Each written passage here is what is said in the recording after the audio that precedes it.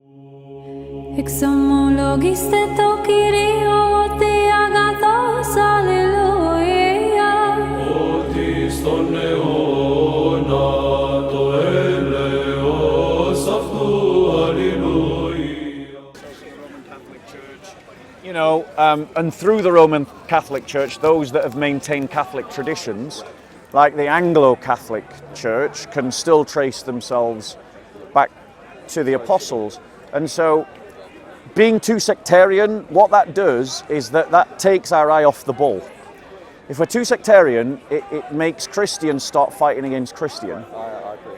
When really what we should be doing is evangelizing the atheist, the Muslim, the agnostic, the Buddhist, the Hindu, the Sikh. Do you see what I'm saying? The Jew. Yes, but I believe that foundation, you can't build a house without the foundation. Yeah, the foundation being Christ. Exactly. Yeah. But the foundation is the people that follow Christ within the country that should be for Christ. Yes, absolutely. And we all need to be on the same page. And I agree with everything that you said about the apostolic lineages, but the reason I say Oriental Orthodoxy is because of the structure within it. And we deserve a Church of England, but it should be connected. If we go to Roman Catholic, we will have to become Roman Catholic.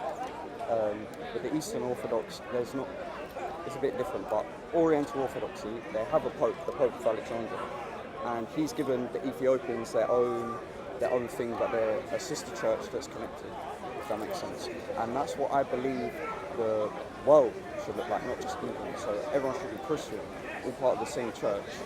And it's, Church of England, Church of France, Church of Spain, that have their own traditions, their own thing, but we're all a part of one.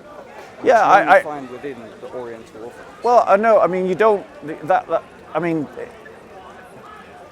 the truth is that there is the history of the church in England on these islands has never had anything directly to do with the Oriental Orthodox Church. I would disagree. We'll have to agree to disagree on that, and we can explore reasons why in a second. But I would assert that there is no connection between Oriental Orthodoxy and ancient Christianity in these islands. There was a Celtic tradition that was native to these islands, and then there was a Latin tradition that came over in the 4th century, and these two synergized, they united with one another at the Council of Whitby. And so, the Celtic tradition and the Roman tradition became one, and you can then trace out a continued historical continuity from that time to the present. What I would like to say. Wait, 1 second. And what I'm trying to say is that amongst all of these non-Christians here, right, a narrative that's just like, oh no, what we've got to do is we've got to join this church and make this church the one true church. All that does is it wastes time and energy. What I'd encourage you to do is not to try and convince me that I need to become Oriental Orthodox, but to go out and make as many Oriental Orthodox converts as you can amongst non-Christians, right? And then when we've converted all the non-Christians, then let's have that conversation between ourselves about which one of us, because I think there are strengths and weaknesses in all the denominations, I do understand your point, but it comes back to me about the foundation. Which is Christ. I find it is Christ, but it's the church that Christ founded, because that's what's left. Yeah. We're all waiting for Christ to come back, and then when he comes back, he'll fix it all out, right? Yeah. But until that moment, we've got to live in the world that we live in. So my sort of counter to that is that a lot of people who make these kinds of assertions, whether they're Roman Catholic, Eastern Orthodox, Oriental Orthodox, Church of the East, even evangelical Christians, though I don't know how, any Christian that makes that claim is playing games with history. Christ founded a Jewish messianic movement, right? That Jewish messianic movement then later develops into things like the Oriental Orthodox Church. And that's why the Oriental Orthodox Church has a legitimate claim to being a historical church that goes back to the apostles.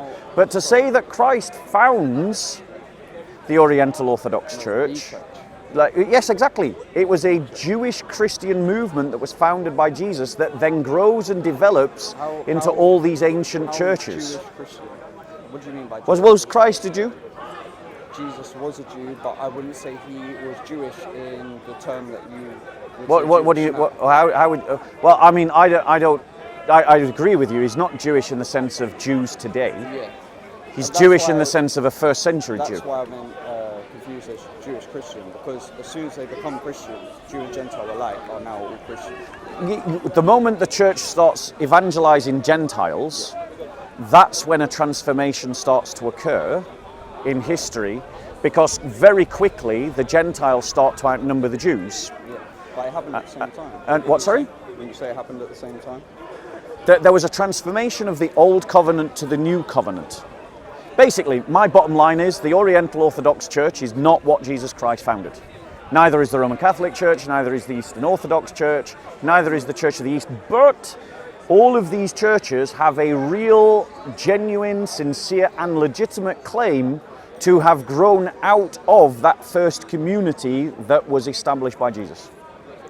See, now that's where I would like to I would disagree, and I would say history disagrees. Right, well, I would argue that the Bible disagrees with your reading of history.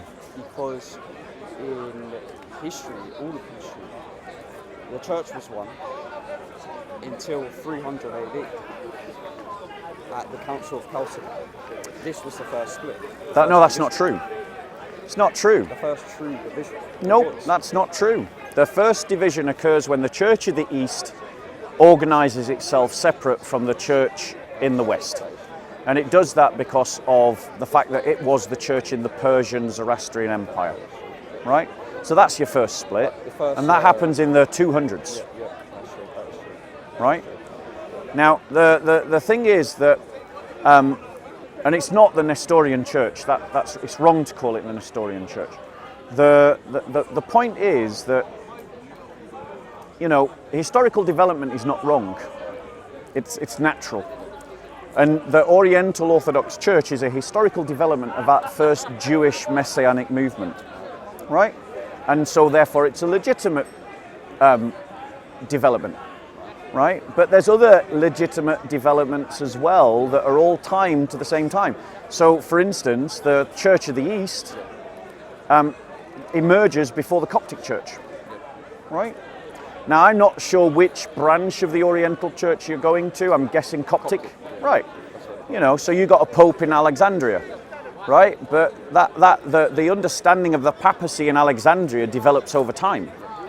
It's different from the Roman Catholic understanding. Yeah, it's different, but it also wasn't there with Mark. Mark didn't understand himself as establishing a papacy. He didn't, but neither did Peter. Well, I agree. So, I agree. Yeah. I totally agree. I don't believe that either of the apostles thought that they were establishing a papacy. But I do believe that those historical developments within the papacies, Been a while. peace with you, whether Oriental or Roman, are legitimate. Yeah, I agree. I do agree. Right. I do So agree. if we're saying that these are legitimate developments, then we can't say that there's only one institutional church that is Christ's. I wasn't saying that. I wasn't saying that.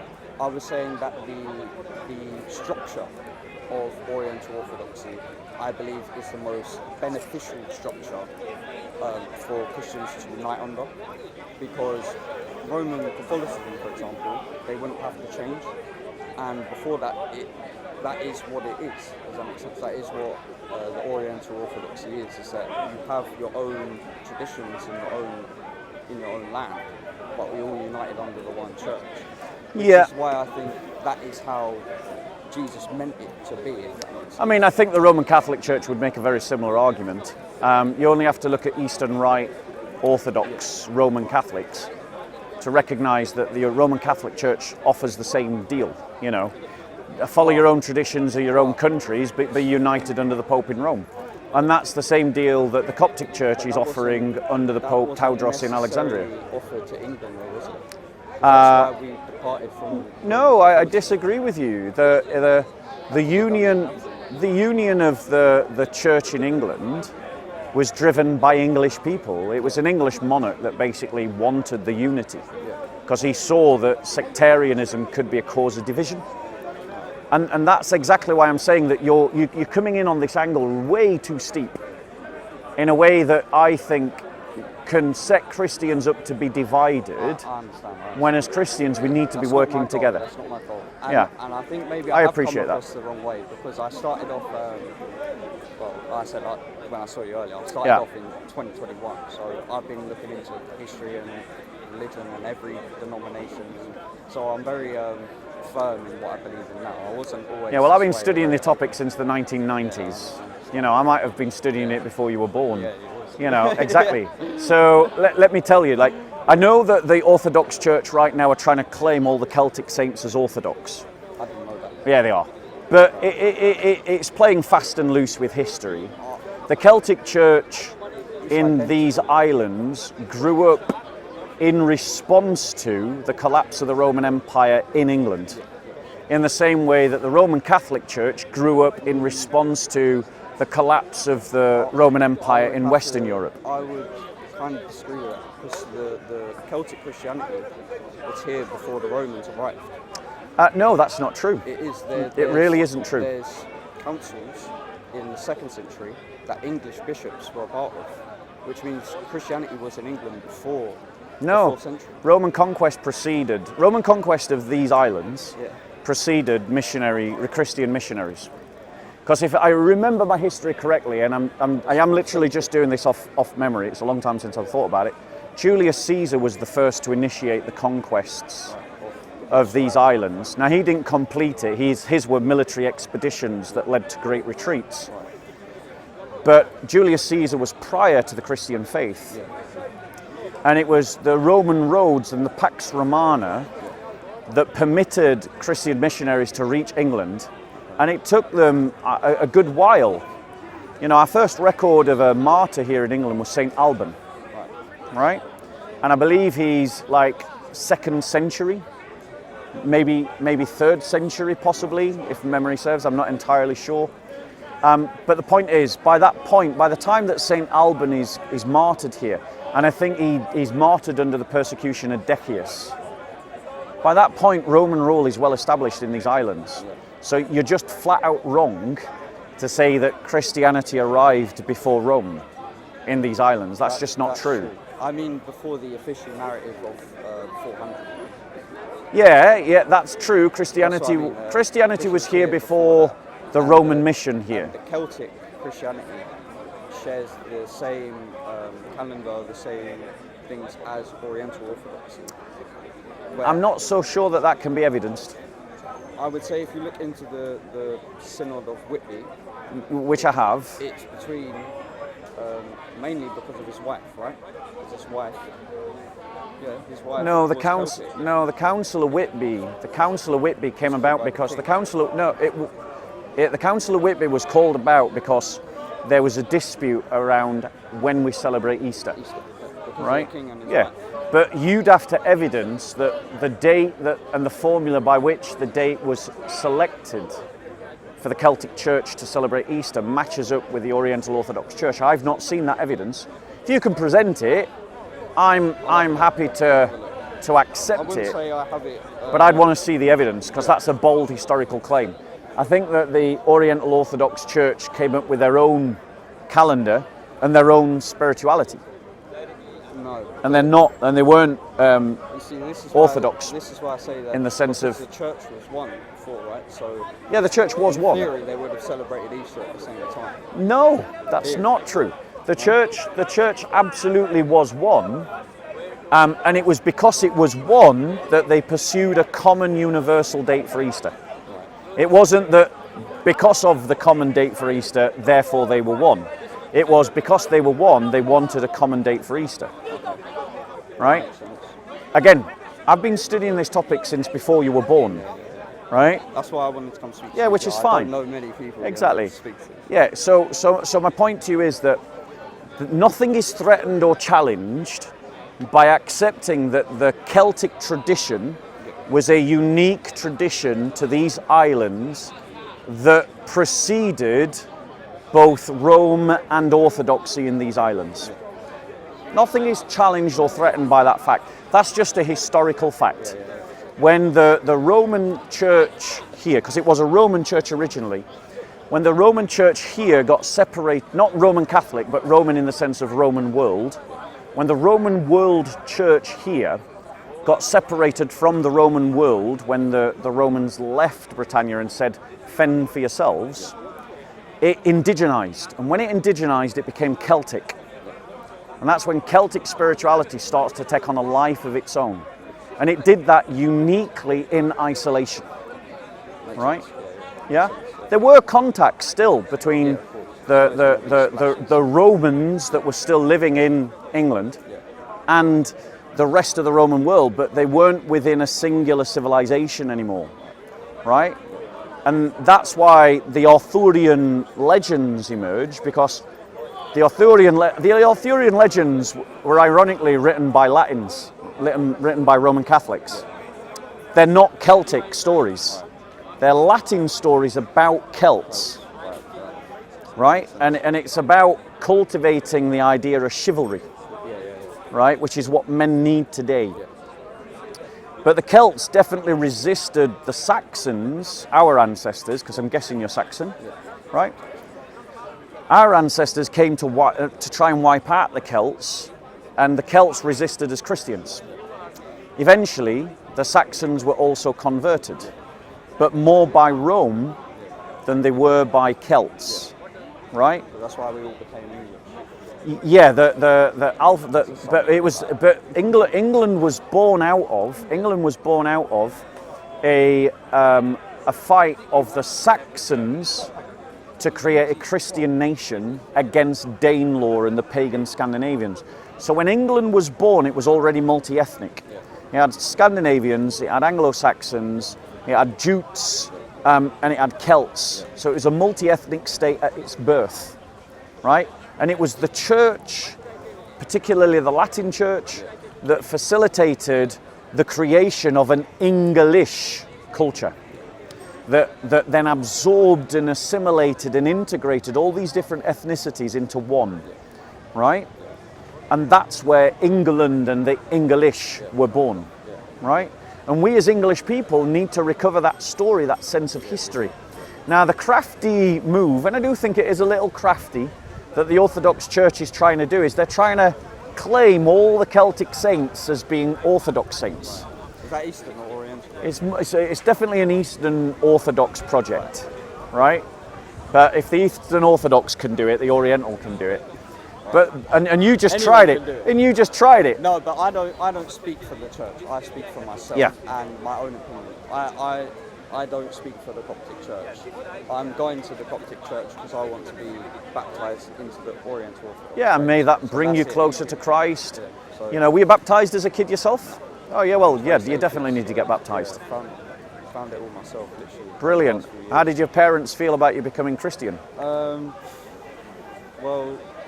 they think it's a fairy tale. It's kind of a bit annoying. They were born and baptized in the Church of England church. Yeah. But they just don't believe it. And don't practice it. Atheists, Yeah. Never baptized me. They don't believe Yeah. it. They think the Bible's a fairy tale. I mean, the Church of England has done a terrible job at discipling everybody. You know, it's failed as a church, which is why, I mean, I'd be open to replacing the Church of England with a different communion entirely. And I'm quite open to the idea of the Orthodox, you know, the Oriental Orthodox Church being that church. And I just want to encourage Oriental Orthodox churches like you. You know, I've met Bishop Evangelist, you know. I know lots of Coptic Christians because I'm a big supporter of the persecuted church. And I'd thoroughly encourage you guys to get out there and evangelize, you know, because England is ripe for conversion. And the Oriental Orthodox Church and the Orthodox churches particularly are right in that sweet spot of being different enough that they feel exotic, but similar enough that they don't feel foreign. And that is a great place to be. And I just want to encourage Orthodox Christians like yourself, get out there and evangelize, get out there and do mission work, get out onto the street, yeah? Because you've got something unique to offer, yeah? But what you don't want to be doing, bro, is coming up to other Christians and attacking other Christians and trying to diminish other Christians. There's loads of non-believers for us all to go at. I don't go up to Christians, have this conversation. I come up to you. Yeah. Because you're you, and I know I can have this conversation with you Yeah. and not be taken the wrong way. Yeah. This isn't something I... Well, the reason why I'm happy to have it is because you didn't come at me like a demon-possessed I don't want disciple of Satan, throwing out wild and crazy accusations. I love all Christians. Yeah. And what I want more than anything is for us to be united as one church Yeah. again. That's it. Yeah, me too. That's my heart. Me too. Like, But so the truth is, for us to achieve that, it's harder than it's every denomination's going to have to become a little less what they are for us to do that. A couple of popes ago, I think it was like 4 popes ago, I forget which pope it was, but he allowed any Christian to take communion in the Coptic church, right? And he had that authority to do that as pope. And I think that that would be a good position for the Oriental Orthodox Church to go back to. And I think it would be a good position for the Roman Catholic Church to adopt, and for the and for the Eastern Orthodox Church to adopt, is to adopt a position of saying anyone who is a true follower of Christ and says that Christ is the Son of God and Saviour of the world, if you can say that in all honesty, then you can take communion with us. I do agree. They should. Especially the ancient churches. They should come back and be ancient again together. Yeah, I mean, and vicariously we already are, because in the Middle East, there's already an assumed understanding that if you belong to one of the ancient churches and you can't take communion in your own church, you can receive communion in one of the others. Yeah, I'm sure Palestine as well. Yeah, so vicariously, the Christian denominations, the ancient ones, are already in communion with one another. And that's great. So since it's already happening in practice, let's just make it official. Anyway, pleasure to meet you. Let me give you a gift, as it was a very pleasant conversation. And since we are talking about revival in England, this one will probably be a good one to give you. There you go. Christianity shaped the United Kingdom. Yeah? But you're absolutely right. As Christians, we need to be proud of our Christian identity. And we need to be England again. Yeah, to be English is to be Christian. And if people think that they can defend England or save England, but do that separately from Christianity, then they've already lost. All right? Peace be with you. God bless. Yeah.